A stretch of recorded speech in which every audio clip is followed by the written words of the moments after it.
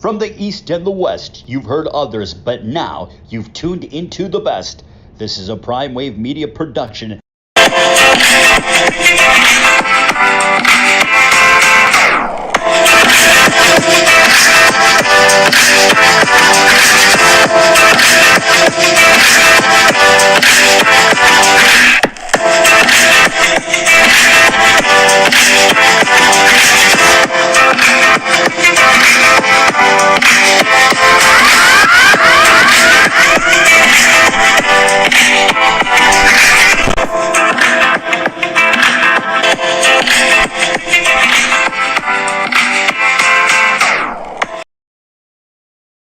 It's the one and only Pop DBIC, the Primetime Capper. It is time for the premier sports betting show, the Primetime Angles. I'm feeling good. I'm feeling great. I hope you are feeling the same. And we got ourselves a jam-packed show today. I know I was off the air yesterday, but we still did NFL Bet Exchange and all that good stuff. So while I was still around, It's just that I felt like we had taken up way too much time and I really didn't have any topics ready yet. And I just didn't feel like doing a 3 o'clock show. So, here we are. Let's go ahead, get it started for today. Here we are. We are in the CFB AP Top 25. We got a fresh, brand new week ahead of us because, hey, we got games going on today, but we'll get to that in a moment. So when we look at the top 25 this week, of course, Georgia is still the number one team in the nation. You know that they're going to hold that spot until further notice because literally they are the number one team in the nation, back-to-back national champions. There should be no reason to knock them down a peg. It doesn't matter how they finish their games. They are the team. They have lost, one game in the last 3 years. So, there's no there's no second guessing Georgia at this point. They have to lose in front of us. And Georgia this week, they got a tough one going against Kentucky of all teams. But we'll talk about a lot more about that as the week prolongs with our game of the week and everything like that. But Georgia, still number one. Michigan holds on to number two after another really impressive win in Lincoln to blow away the Nebraska Cornhuskers. And really, Matt Rule, it's very much a work in progress right now. You thought that he might be able to put on the switch real quick to Nebraska, but it's not working out like that. There was another spot for them to possibly, have a highlight game, a game that says that the program is somewhat back, even if they would have lost by 3 or so, but they got absolutely destroyed by Michigan. So this program still has a lot of building to do. Texas went ahead and got themselves a really, really good win against Kansas, who was a little scrappy in the beginning, but Texas was able to outlast them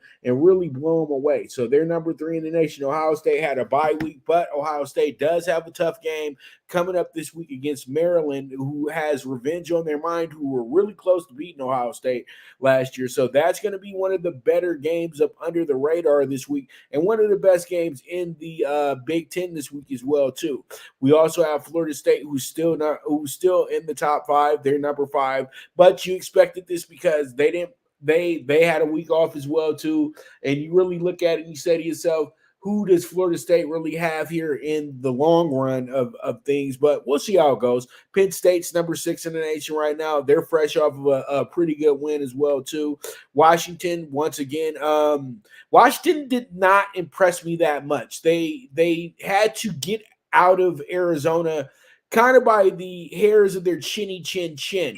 But they were able to hold them off enough, but they were just too close for comfort, in my opinion. Washington was supposed to absolutely wreck Arizona, but it was a road game. You just win these games and you get home. That's all you got. That's all you can do. Oregon had another impressive performance, beating up on Stanford. USC we all know that their offense is something special, but the defense has much to be desired, and they looked absolutely awful in the fourth quarter against the Colorado Buffaloes, who they were beating by almost 30 points before there was this somewhat of a comeback. They're up 41-13. They wound up winning the game 48-41. That is not good. That is not good at all. That means that literally that team scored 28 to your 7 on the way out. So that has to be improved. Notre Dame, great great win last Saturday, but now they got to pick it up and do it again this Saturday. They had a really, really good win against a very game Duke team, and they were able to win that game 21-14. But this week they have to go to Louisville to go play against the Cardinals, who are number 25 in the nation. So that should be another good measurement game for exactly who Notre Dame truly is at this point. Then you have Alabama, number 11 in the nation. First time they've been out the top 10 in some time now. Over like the last 5 years. When was the last time you seen them outside of the top 10? They're number 11, but still, when was the last time you seen them outside the top 10? That's what type of season Alabama's having, to where people really aren't that scared of Alabama anymore. It is what it is. Oklahoma, number 12 in the nation, quietly, but they're stepping, and they have a big game this week. They have probably the biggest game this week, going against arch rival Texas. And then you have Washington State, who's number 13, visiting the Rose Bowl on Saturday. That's going to probably be their toughest game of the season as of date, other than the game they just played last week when they beat Oregon State. Then you have North Carolina, who's quietly in the 14th ranked team in the nation, with who many feel is the best quarterback in the nation, and Drake May, not named Caleb Williams, and they sit at number 14. Oregon State didn't really drop off that much. They dropped off to number 15 because they have earned their respect. That's why they didn't drop off that far. Ole Miss, still number 16 in the nation, coming off one of their best wins in some time, beating LSU last week. And then you have Miami, who's making it work for themselves. They're trying to figure out a way to get back to being Miami. They got a game this week against Georgia Tech, another kind of square of a game for them. The better they look, the better it looks for them in the long run as well, too. Then you got Utah, who's fresh off their first loss of the season. They wind up, they're number 18 at this point right now, but they keep on trucking, and they keep just bringing out such a solid defense. But at the same time, too, their biggest issue is the quarterback position at this point. And then you have Duke, who's fresh off of a loss. They dropped 2 spots, because that's Duke got a lot of respect for what they did opening night. They beat a top 5 team in Clemson, so they got a lot of respect moving forward in period point blank, because they got themselves a great win, and they took Notre Dame down to the final minutes of that game as well, too. So they didn't lose too many kudos this week. You got Kentucky, who's slowly moving up the top 25. They got a good win last week against number 22 Florida. They weren't ranked last week, but they moved all the way into number 20. They're 5-0 in the season. They're about to play their biggest game of the year against Georgia. Then you got Missouri, who's about to play one of their biggest games of the year against LSU. They're coming in here 5-0.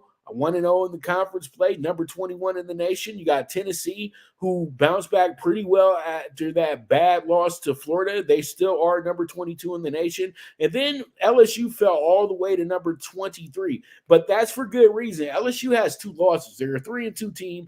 They're the only team with 2 losses in the top 25, but that's because they lost to 2 teams that are in the top 25. So that helps the resume somewhat, but they pretty much have been booted out the national championship picture as of now. And then you have Fresno State, my little darlings. These guys are doing such a great job. They got their toughest game coming up this week. We'll be talking about that in a moment for our Mountain West game of the week as well, too. And then we, like I said before, we got Louisville coming in here 5-0, 3-0 in conference play to be exact. And they are the number 25 team in the nation, and they are looking to continue a pretty good run in a somewhat of a revenge spot against Notre Dame, who beat them a few years back in fun fashion. So with that, we're going to go ahead and move forward to our next, and that's going to be this. That's going to be the mid-5 games of the week. So don't think that I'm trying to diss the mid-major conferences or anything, but, I call them the mid-5 for a reason. You got the Power 5 and the mid-5, and then you got the little 5. You know what I mean? But who's the little 5? You know what I mean? That's if we were counting FCS and things like that. But let's move forward. We got the American Athletic Conference game of the week. The AAC had game of the week. We have North Texas 2-2 at Navy 1-3. Navy is a 6-point favorite in this game, and it's a 16.5 over and under in this spot as well, too.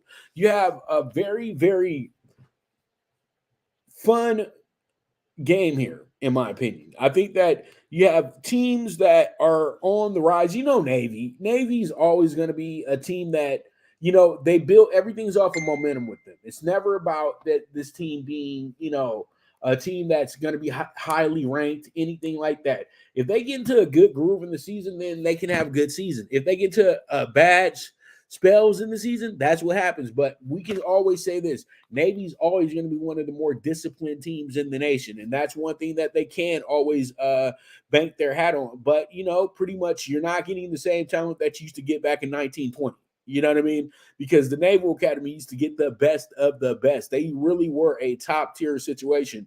Okay, so you look at Navy, and Navy, you already know their quarterback situation is something that, their quarterback has 43 attempts on the year. That's very small compared to most teams. Some teams are throwing the ball 43 times a game. So, Lavate is 344 yards. He's only averaging 86 a game, but he got 2 touchdowns, no picks this year.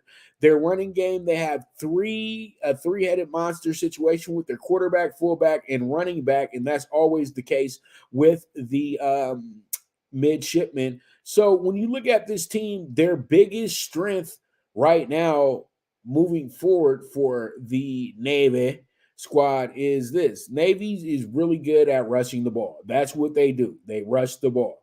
And you have North Texas, they're really good at passing the ball. That's what type of game this is. So I really do feel like this game is going to be one that's going to be settled with whoever puts out the most plays in this game. And North Texas might not want to be a fast offense in this game. They might want to take a little bit of their time in this game as well, too. And North Texas does have a pretty decent quarterback in Rogers, who's going to come in here and try to do his best. He's actually came in and thrown for 845 yards at this point, and he's has 7 touchdowns, 1 interception. He's only been sacked once, and he has a 155.6 QBR. So, when I look at this one right here, and I look at the way that it breaks down this game, in fact, I really do see this one coming out to be a Navy win. I think that Navy's going to be able to keep this game very conservative and have it their way. Straight up, just have it their way. So I do like Navy to win this game by a touchdown or better, and we move forward from there. We have our next game coming up, and it's going to be the Conference USA game of the week. This is going to be Western Kentucky at Louisiana Tech.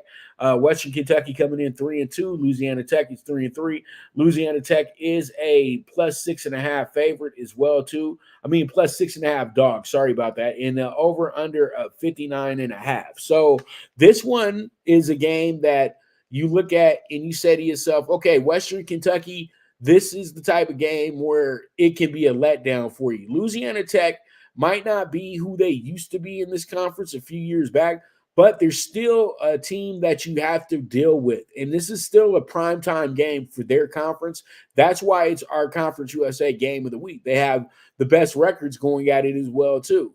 And, you like Western Kentucky you like Western Kentucky stats because they're doing well. Reed is thrown for 1,368 yards, 11 touchdowns, only 2 picks, and only been sacked twice. He's done very well. And then their wide receiver, and Corley is absolutely a gem. Malachi Corley was a absolute stud last game. He got 8 catches for 81 yards. Against Troy, he had 9 catches for 107 yards.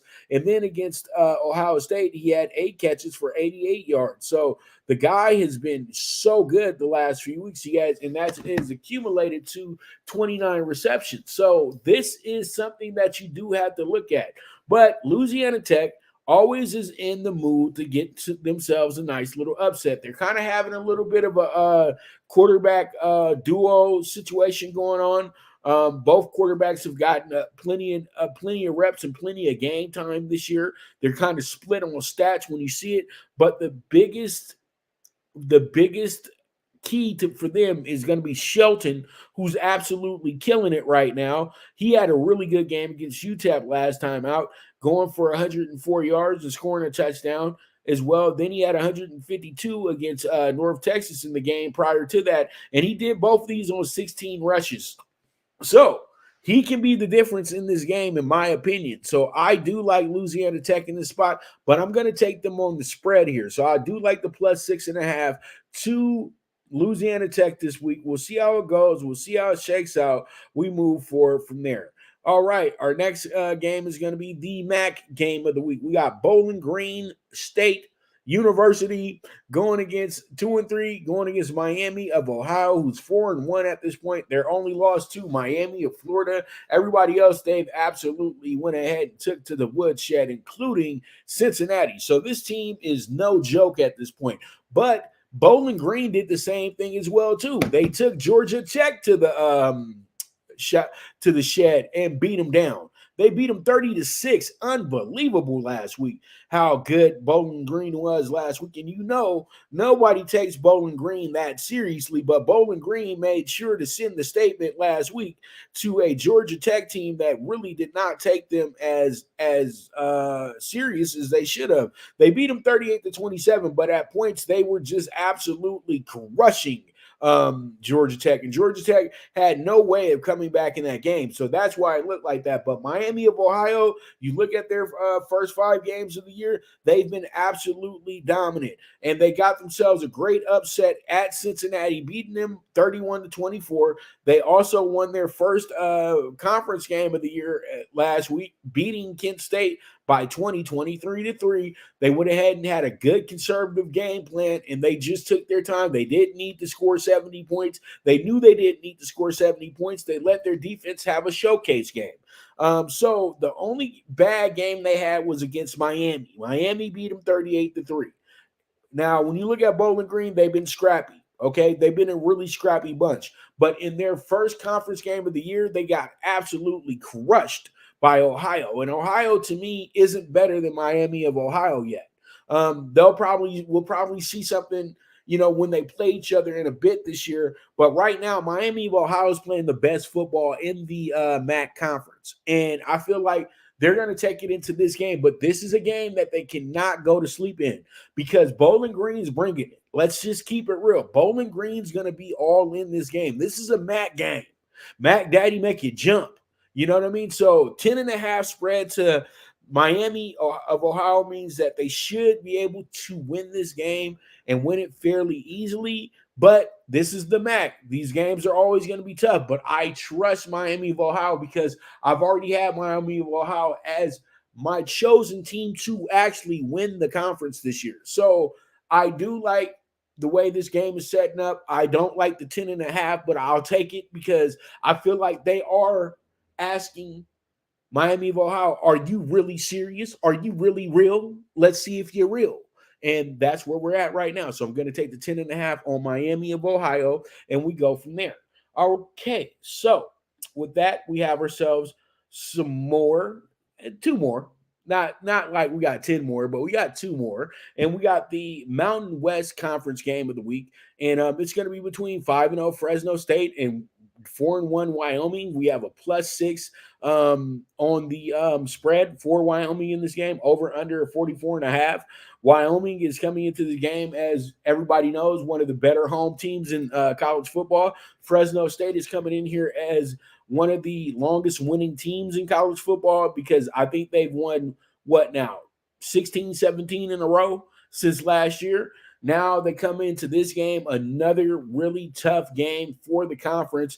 The games that I knew that they would have to get through to get to their end goal this season. I think the end goal would be getting to one of these New Year's Eve 6 games. You know what I mean?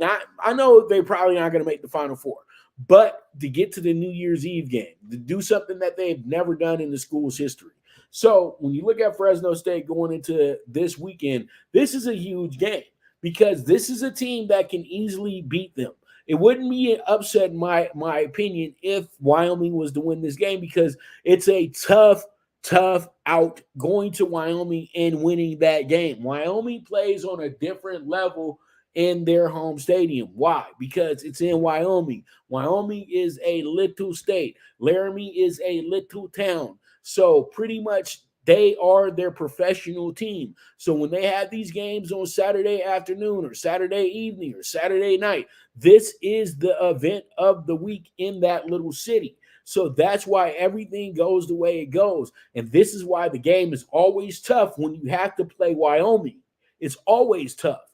And so pretty much what I'm going to do here is I'm going to go ahead and still rock with Fresno State in the spot because I feel like Fresno State is that good. You know what I mean? They have Mikey Keene, who's to me top 5 quarterbacks in the nation, just because he's a gamer, game in and game out. And I feel like he's gonna bring that to the table once again in this spot.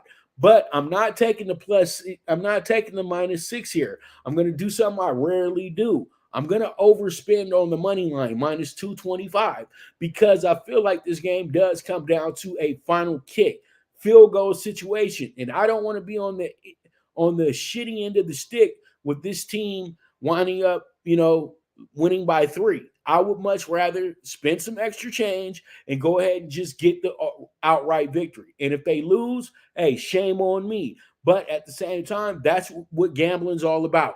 You know what I mean? In this game, no spread. Take the money line. It's okay. Overspend a little bit. This could be your biggest play of the week because Fresno State is that good. All right, so we move forward, and let's go ahead and jump into our next game, our final game before we take our first commercial break, and that's going to be Texas State and the University of Lafayette, Louisiana Lafayette. They just call them Louisiana now, but they Louisiana Lafayette, the Raisin Cajuns. And you know what? They're somewhat the team that was the adoptive team of the Water Boy, in a sense. That's who they were kind of emulating with Lafayette a little bit and Monroe and all those schools like that. All those like Bayou schools, you know what I mean? But Waterboy, American Classic, that's all I can say. But Texas State, very impressive team. They're coming into this one 4-1. Lafayette's coming into this one 3-2. But Lafayette, we all know, has played a really tough non-conference schedule. So that's why they're in position to be pretty much in this spot right here to where, hey, they could easily go ahead and win this game. That's the whole thing. They could easily win this game, and it's a really toss-em-up game right here. Texas State has been seen as a team that is really, really special because they got a coach that's willing to go the extra mile and willing to play like the big boys. He's went and got a whole bunch of transfers to come with him. He was an FCS coach, and he had a whole bunch of transfers to come on over with him. And he has probably the best quarterback in the conference right now in Finley, who's averaging 260 passing yards per game, has 10 touchdowns on the season, 73% completion rate, and he's playing great. He's playing great football at this point. And then you have Mahidi, who's doing pretty good in his own right, almost getting 100 yards a game. So that works out. And I'm looking at everything now, and you see Texas State is a high-scoring team. They're 11th in the nation, 43.5 points per game. But then you have 35 and 36 coming from the Raisin Cajuns. Both teams are giving up under 30 points a game. That's not really good. They're both ranked 175th in that category. When it comes to yards per game, you have Lafayette that's getting 452.6, and then you have Texas State getting 471.6. And when you look at it, they're pretty even when it comes to the passing and the rushing yards per game as well too. But the one stat that really makes the difference is that Texas State stays on the field a little bit longer than the Raisin Cajuns. They have been really good at the third down efficiency and everything like that. But when it comes down to picking the winner of this game, I'm going to go ahead and take Texas State because they're going to be even money here. And this is going to be their game to really define if they are a team that is capable of winning a wide open Sun Belt this year, because you got a tough James Madison team. You got South Alabama, who already lost to James Madison, but still, there'll be a spoiler down the road. You still got Lafayette as well, too. You still have Troy. You have a lot of teams, and this is a week-by-week league, in my opinion, because you can get popped by the worst team in this league. You can go to Georgia Southern easily and get manhandled. So you have to be on your A game.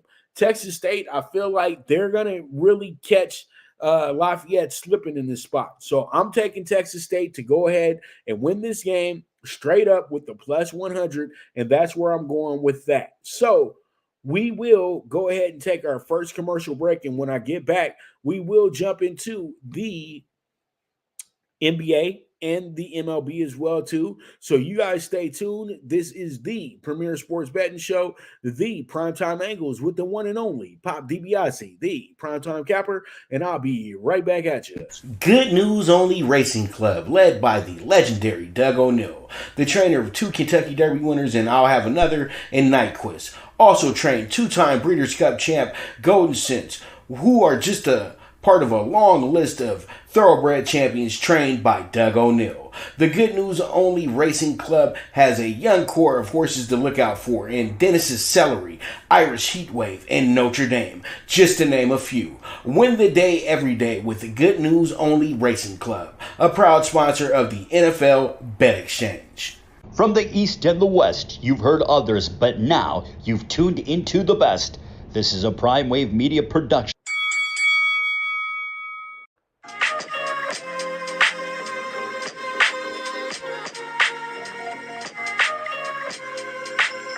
Tune into Big Wave Boxing every week with a brand new guest with the one and only Pop DiBiase, the Primetime Capper, getting the best boxing stories, best boxing angles, and the truth when it all comes down to the sweet science. Tune into Big Wave Boxing on the Prime Wave Media channel on YouTube.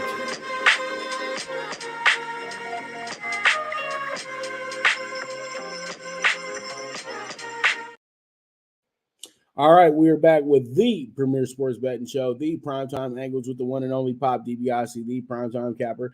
And you know what time it is? It's time to talk about the state of the Lakers. This isn't the Lakers preview. This is just me breaking down the Lakers media day from yesterday. And literally, the Lakers media day was exactly what it always is. Oh, we're going to be so good this year. We're having great chemistry. Everybody loves everybody. You know, this team is together. We're core. We're blah, blah, blah, blah, blah. But you know what? At the end of the day, we've been hearing the same song with the Lakers the whole time LeBron's been here. LeBron was very happy that finally that they were able to have a core unit that was sticking together that they had somewhat last season. LeBron has had 8 different versions of a team with the Lakers, okay? And it's not even fun to watch anymore. And I feel like he's the biggest reason why you got to keep switching the core, because he's unsatisfied with certain players, but at certain things, though, he's the one that's not being accountable for that type of stuff.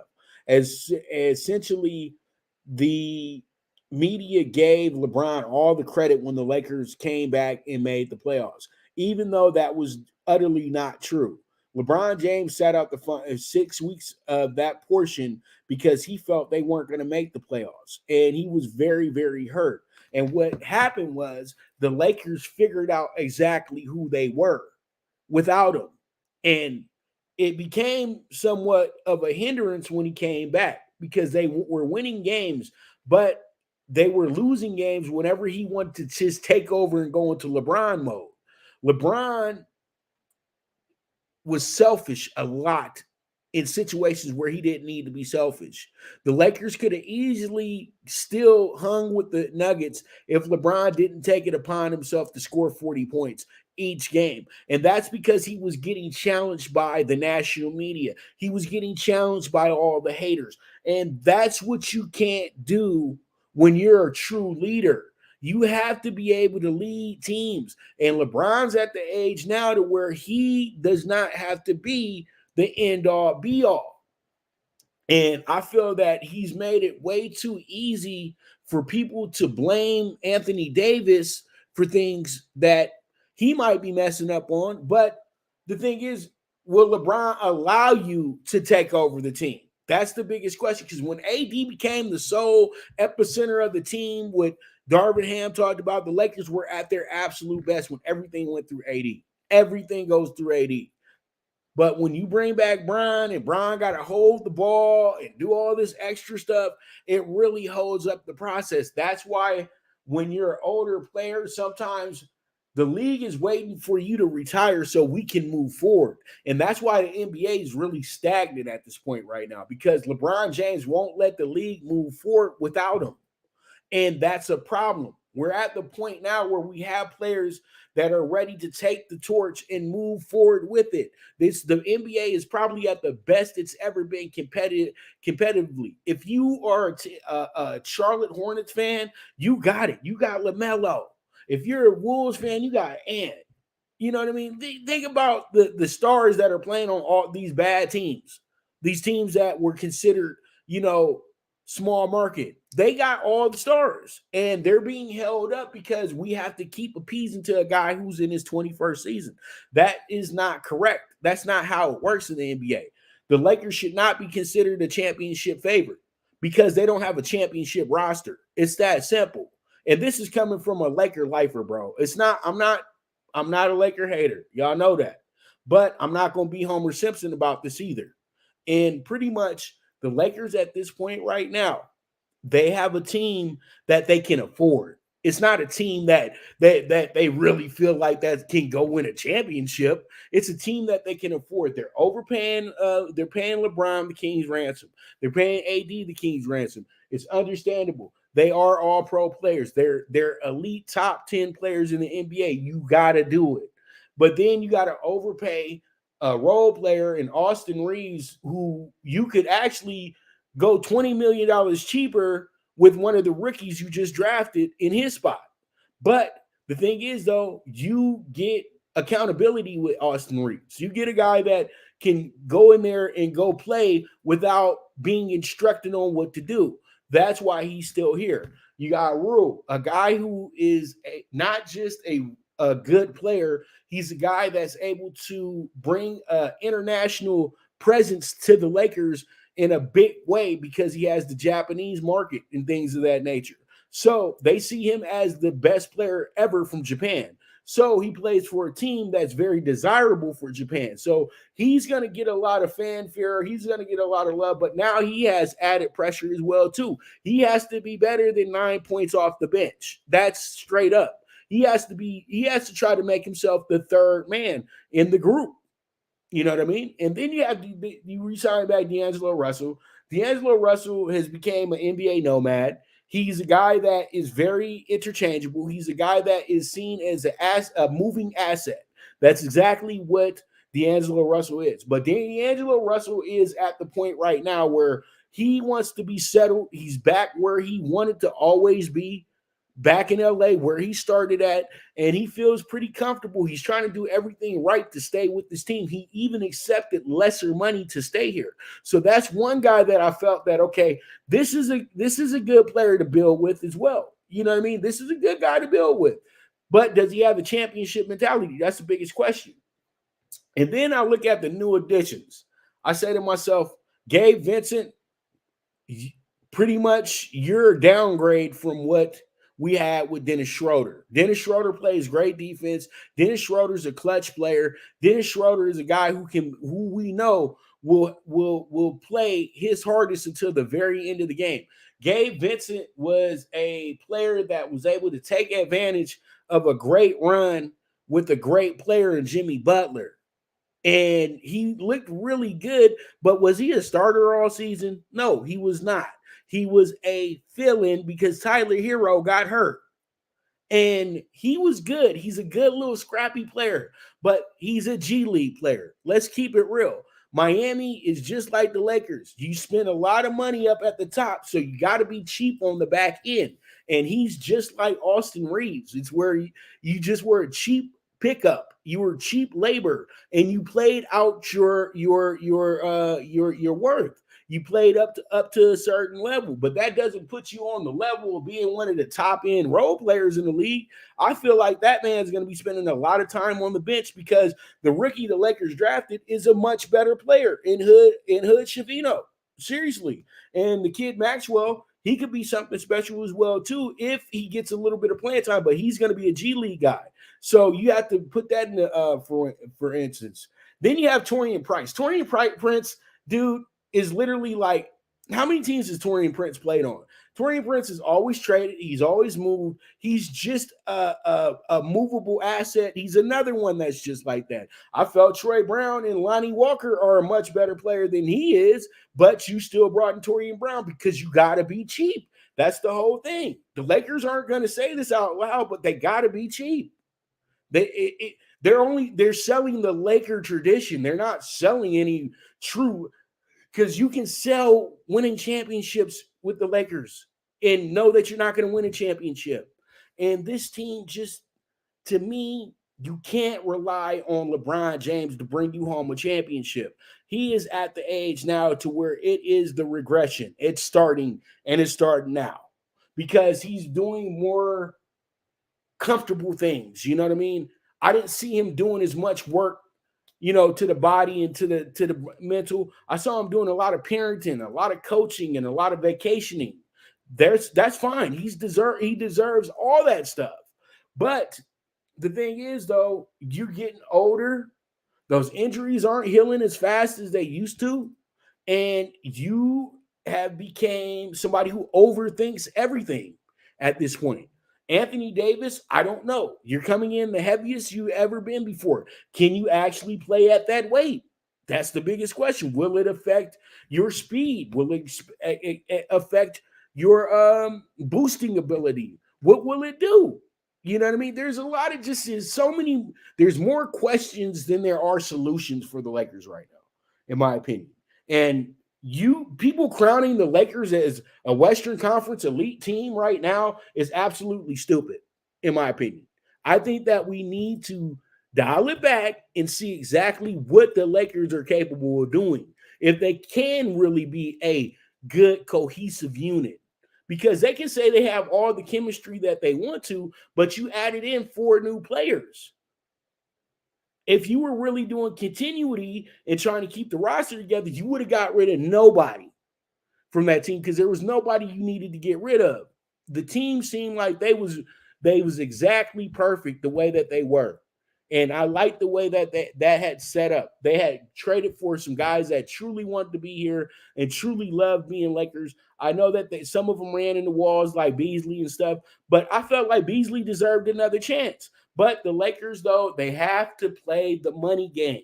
They're spending a lot of money on LeBron. They're spending a lot of money on AD. So they have to make sure that they don't go too heavy over the threshold. Because if the Lakers really wanted to, they could have been idiots and went after Dame Lillard and traded literally the whole roster.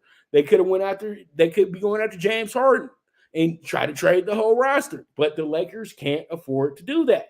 So they are stuck with the roster that they have around LeBron and AD.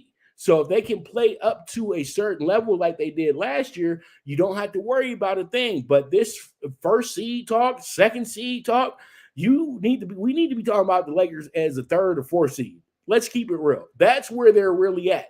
That's where the aim is at this point. Because seriously, the best 2 teams in the Western Conference right now are the Phoenix Suns and the Denver Nuggets. Okay, and I truly do feel that with some good coaching and some good game planning, the Lakers can be what they want to be.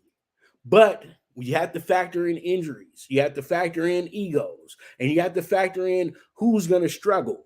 And I just really don't feel good about what they'll do in the first few months of the season. But once again, I feel like they will finish strong because, again, the Lakers will be a big player during the trade deadline. Why? Because of the guy that's in the picture right there. He's never satisfied. Just know that. So pretty much if the Lakers even are looking good and things like that, there's somebody who pisses them off, then boom, we got to trade you for some other player that's the same exact player, but just a different name. So it is what it is at the end of the day. But state of the Lakers, we'll have more on the Lakers as we go along. I'll talk about them at least once a week, but we will bring them up. And when it is our day, and the Lakers won't be until last when I do my NBA preview. So that's how I'm feeling on media day from what I heard and from what they're expecting and all that good stuff. But it is what it is at the end of the day. But man, that's the state of the Lakers for you guys, and we move forward from there. Okay.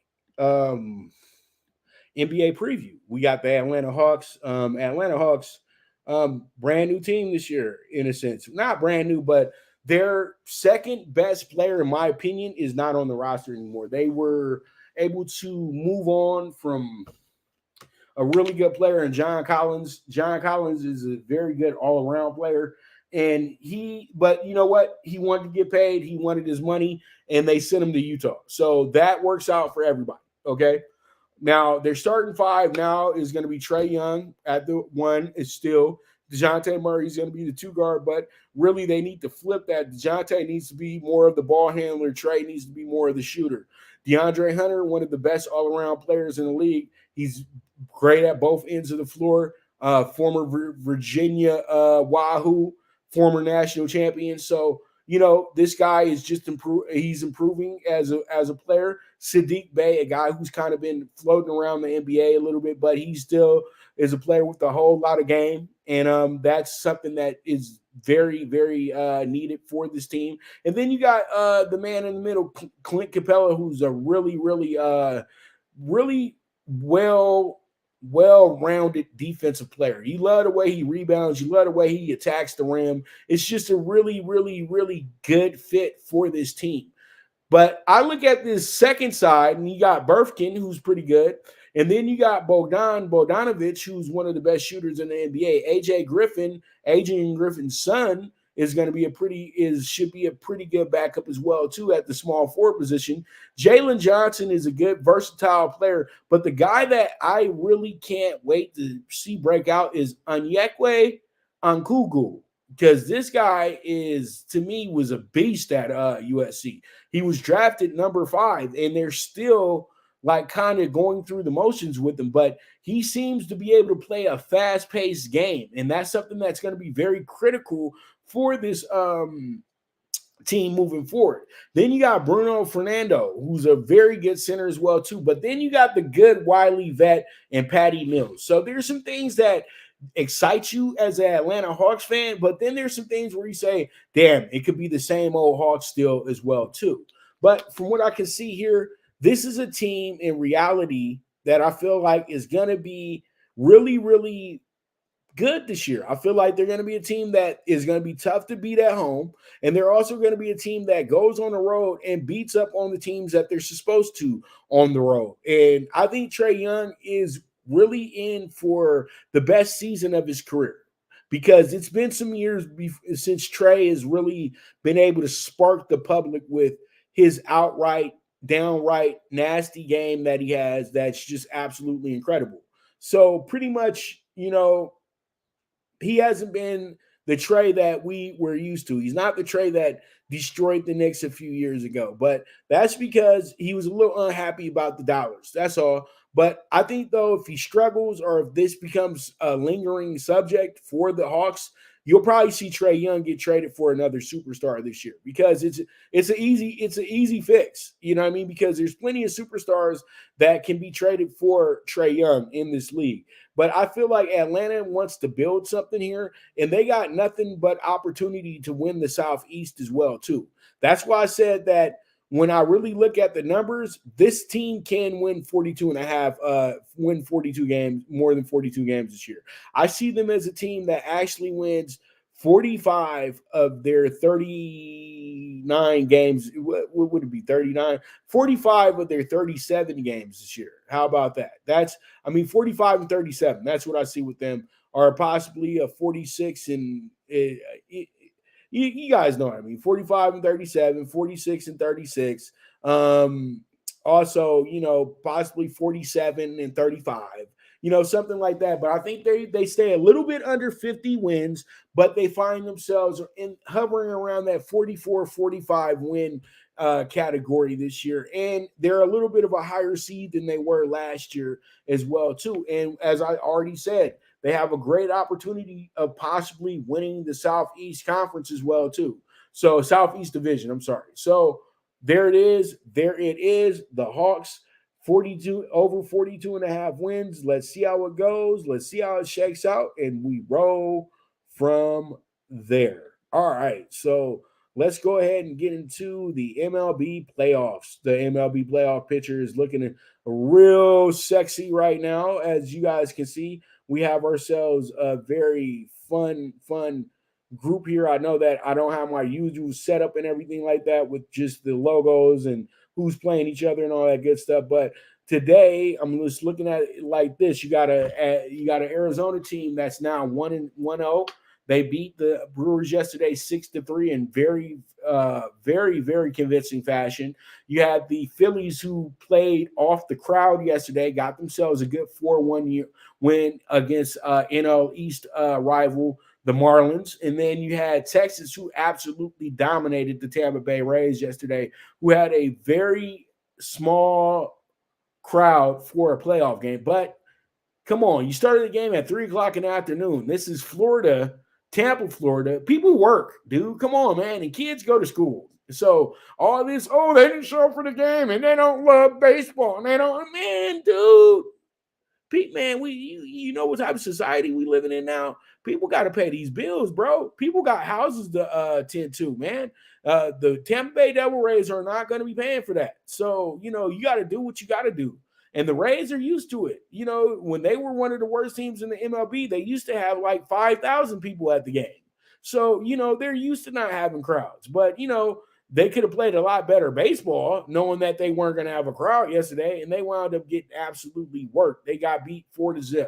And then you had the Twins win for the first time in forever in a playoff game. They've lost 18 playoff games in a row, and they wound up finally getting themselves into the win column over the Blue Jays, who just really didn't have much yesterday. So that's pretty much how yesterday went. Right now, we have the game going between the Rangers and the Rays. And last time I checked, the Rangers were up a run, but now the Rangers have blown the game open. The Rangers are now up 7-1.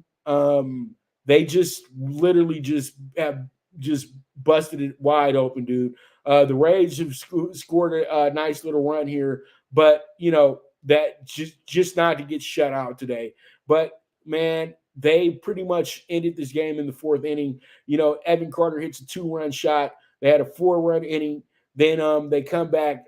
Corey Seager doubled in the sixth inning and put them up 7-0, knocking in Marcus Semien. So they are showing that they're worth every single penny that was paid to them at this point. And it looks like the Rangers will be the first team moving on, and they will be moving on to play the number 1 seed upstart Baltimore Orioles. And that's going to be a hell of a series. I can't wait to talk about that one once everything is all set and done for that. So with this right here, that's going to be a wrap on our postseason talk for today. I do have some good bets coming up for you guys as well, too, in this spot. So you guys be ready for that. But all in all, your favorite subject's coming up in a moment, and it's my favorite subject, your favorite subject, and that is talking tickets. So you guys stay tuned. This is the Premier Sports Betting Show, the PrimeTime Angles with the one and only Pop DiBiase, the PrimeTime Captain.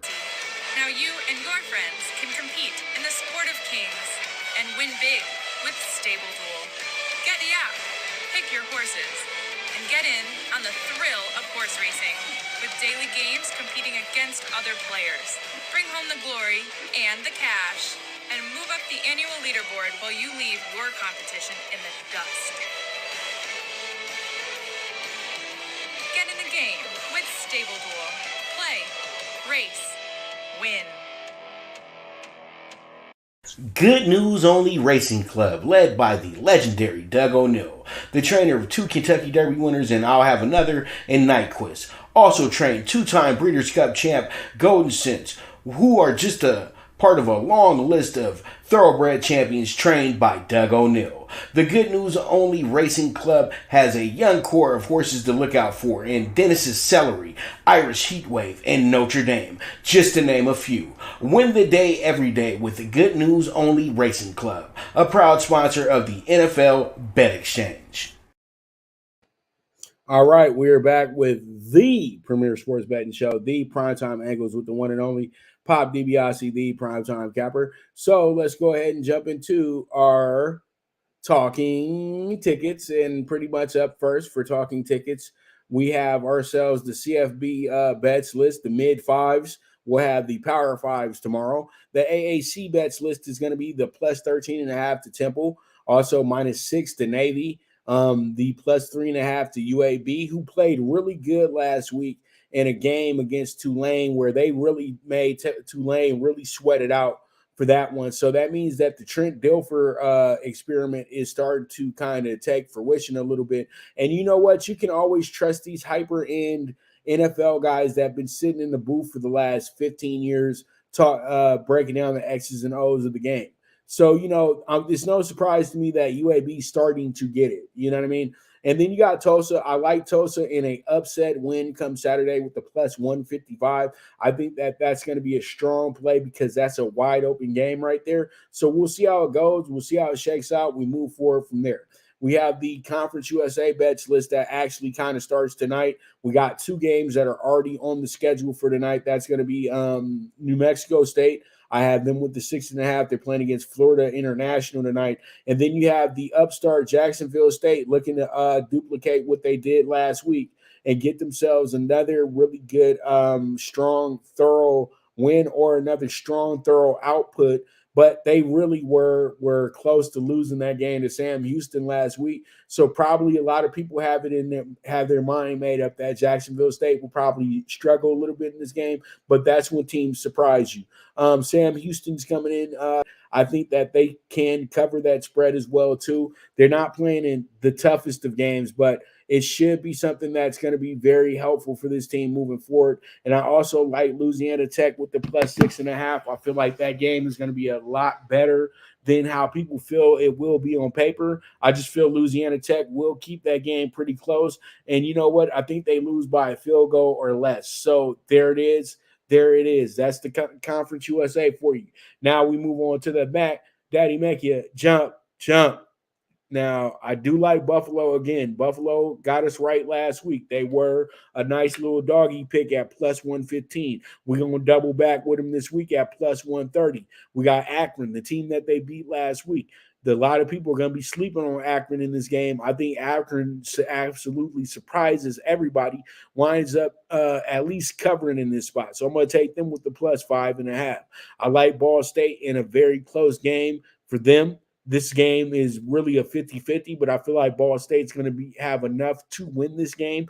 I already talked about Miami of Ohio earlier with the 10.5. I need them by 2 touchdowns in our game of the week against Bowling Green. And then we wrap it up with Kent State, who's in a really tough spot. But I feel like Kent State, after what happened to them last week, they played against probably the best team in the MAC, and they held their own. They only gave 23 points. So they'll have some confidence coming into this game. And I'm not saying they win, but they're going to keep this game civil. So I do like them to cover that 26.5 point spot that they're giving us to start that game off. And then we have the Mountain West bets list. I love Utah State at home this week with the plus 105. Tough game, though, because you could go either way with this one.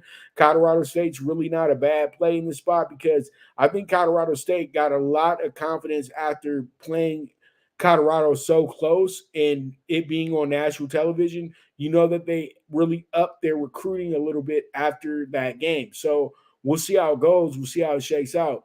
And then we have Fresno State, who I already said I love on the money line on Saturday, going against a very tough Wyoming team. You really can't trust the spread going into a game like that. I don't know why the spread is so high to begin with. The spread should be 2.5 to Fresno State, to be honest with you. But the way that this sets up to me is they're just really saying that come spend your money on Fresno State because that's the way that you're going to really cash a ticket on Fresno State. So I got to overspend. I'm taking the minus 225. And then Boise State's a team that's ready to have a breakout game. And I think that Saturday calls for that after having such a close game a few weeks back with UCF and everything like that. And also, just not being the same Boise State that they've been before, but they're still a pretty good team in conference. So I do like the 9.5 in that spot. Now, let's get to probably the best division, the best conference in the mid 5. And that's the Sun Belt. The Sun Belt has so much parity, so many talented teams, in my opinion, and they really are on the up and up if you really look at it. So I'm going to take the upstart, Texas State, the team that is absolutely taking all the press right now. I do like the way that they're rolling, and that's going to be the team I circle for the game of the week and the first game team I circle for the Sun Belt Bets list. And then we have Troy, who has a game that they see as a gimme game for them. And I think Troy should win this game by 3 touchdowns or better. And then you have Monroe, ULM. I think Monroe had a really good game last week. They showed a lot of grit. They showed a lot of heart, and they're going to be at home. So I do like them to go ahead and cover that 12.5 right there. And then you got Southern Mississippi. Southern Mississippi. You know, we all know Southern Mississippi should be so much better in the Sun Belt, but they're not. You know what I mean? They went from being in the Conference USA back to the Sun Belt because that's where they started at. So pretty much they, with the minus 125, I like the way that they roll into this game as well, too. So that's where I'm going with that one as well. And then we move forward to our bets for tonight. We got Jacksonville State, the Jacksonville State at Middle Tennessee State bets, and pretty much Jacksonville State with the money line plus 130 tonight. I know I got them on the plus 3.5, so we got the 2-for-1 going tonight. We also got the under 24.5 first half, and then we have the Jacksonville State plus half a point. That's going to be minus 115 for you as well, too. And then we have the Middle Tennessee State under 27.5. So that's going to be our bets for the first game on Wednesday night. And then for the second game, for the New Mexico State Florida International game, 6.5 to New Mexico State, 3.5 to New Mexico State first half, over 10 first quarter, and then Florida International under 21.5 points. And those are going to be our bets for the CFB Wednesday night. All right, and we go ahead and we get to the MLB. The MLB, we got the NL wildcard game 2. D-backs lead the series 1-0. We're taking the under 7.5 here. We're also going to take the Brewers with the minus 125, first 5 on the money line. And then I got the Brewers getting their sweet revenge, but not just getting revenge, absolutely beating the brakes off the D-backs today. So I do like the 2.5. So hopefully we can get that home and I can get this plus 240 in my pocket. So we'll see how it goes. We'll see how it shakes out. We move forward to our final ticket of the day, and that's going to be the Marlins at the Phillies, the 1-0 lead for the Phillies. And then the Phillies, we have them just winning the series tonight straight up. No ifs, ands, and buts about it. Just take care of your business. The over 4 first 5 innings, I feel like Philly is going to send the message early so they can try to end this game early like they did yesterday. And then I like the Marlins under 3.5. I feel like Aaron Nola is about to pitch a absolute gem today. So with that, that's going to be a wrap on Talking Tickets. And pretty much that's going to be a wrap on today's show as well, too.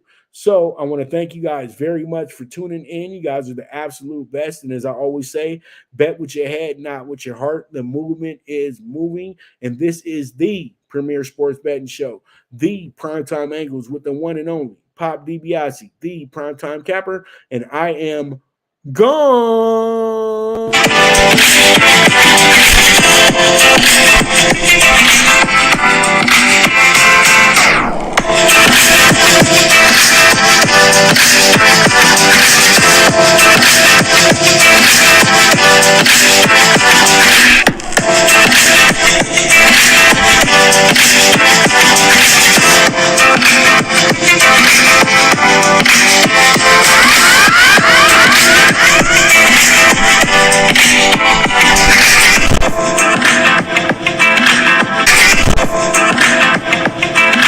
From the East and the West, you've heard others, but now you've tuned into the best.